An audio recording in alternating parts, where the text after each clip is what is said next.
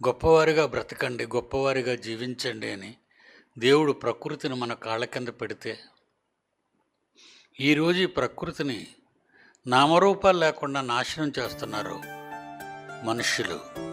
అందుకే వాళ్ళని ఏమన్నాడు ఇక్కడ? వారి అవివేక హృదయం, బుద్ధి లేని హృదయం, వాళ్ళ వివేకం లేని హృదయం చీకటైపోయింది. తాము జ్ఞానులమని చెప్పుకొనుచు బుద్ధిహీనులైరి. ఏంట్రా బుద్ధిహీన పనులయ్యని అంటాం మనం ఎవరైనా తప్పుగా ప్రవర్తిస్తే. ఏంట్రా నీ బుద్ధిహీన పనులన్నీ ఇలాగా అంటాం. అలా దేశాల మధ్య జరుగుతున్నాయి గొడవలు.